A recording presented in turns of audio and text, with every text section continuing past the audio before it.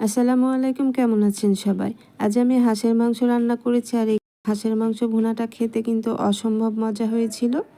এখানে প্রায় 1 কেজির মতো আমি হাঁসের মাংস নিয়েছি আর মাংসটা খুব ভালো করে পরিষ্কার করে ধুয়ে নিয়েছি। আদা রসুনের পেস্ট দিয়েছি এখানে 2 টেবিল চামচের মতো, রসুনের পরিমাণটা একটু বাড়িয়ে দিয়েছি। আরও এখানে দিয়ে দিলাম 1 টেবিল চামচের মতো জিরা পেস্ট, আরও দিয়ে দিলাম 1 টেবিল চামচের মতো ধনিয়া গুঁড়ো, আরও দিয়ে দিচ্ছি স্বাদ মতো লাল মরিচের গুঁড়ো।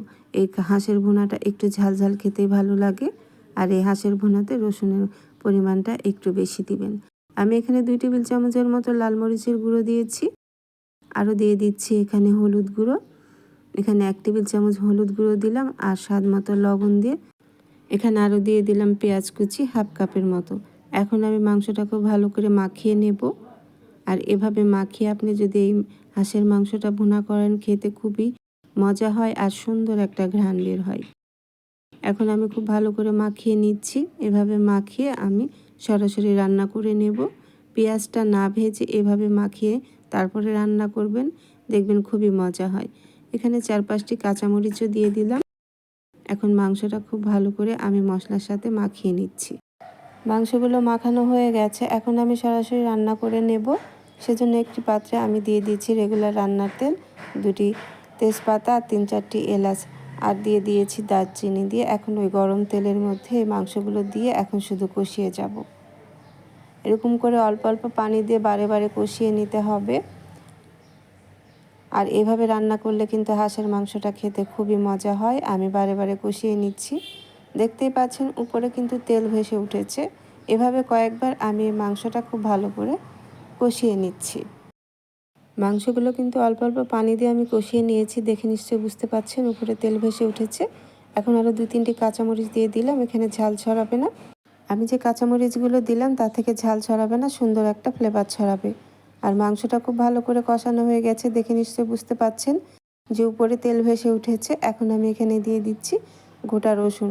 রসুনটা আমি ছিলে কোয়া করে নিয়েছি আর এভাবে রসুনটা দেবেন, তাহলে হাঁসের মাংসটা খেতে খুবই ভালো লাগে। হাঁসের যে একটা গন্ধ আছে সেটা কিন্তু আসবে না।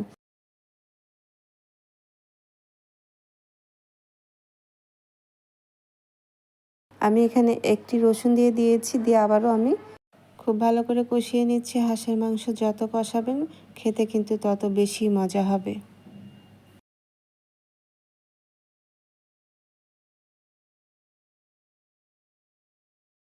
মাংসটা কিন্তু আমি একদমই ভাজা ভাজা করে কষিয়ে নিয়েছি। এখন আমি এখানে গরম পানি দিয়ে দিচ্ছি 2 কাপ।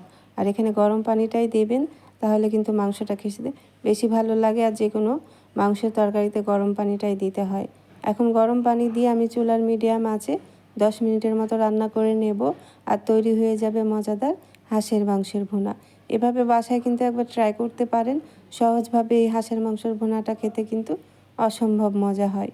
10 মিনিটের মতো আমি ঢেকে রান্না করেছিলাম আর পানিটাও অনেকটা টেনে এসেছে। আর আমি এরকমই ঝোলটা রাখতে চাচ্ছি, ঠান্ডা হয়ে গেলে কিছুটা ঠিক হয়ে আসবে। আর হাঁসের এই মাংসগুলো খুব ভালো করে সেদ্ধ হয়ে গেছে, যেহেতু আমি গরম পানি দিয়ে 10 মিনিটের মতো রান্না করেছি। এখন আমি নামিয়ে নেব। এর থেকে বেশি আমি ঝোলটা ঘন করতে চাচ্ছি না, ঠান্ডা হয়ে গেলে ঝোলটা অনেকটাই টেনে আসবে। আর খুবই মজা হয়েছিল। বাসায় এভাবে সহজভাবে একবার বাসায় হাঁসের মাংসের ভুনাটি রান্না করতে পারেন, যে কেউ আপনার প্রশংসা করবে আর খুব সুন্দর একটা ঘ্রাণ বের হয় এভাবে হাঁসের মাংসটা রান্না করলে।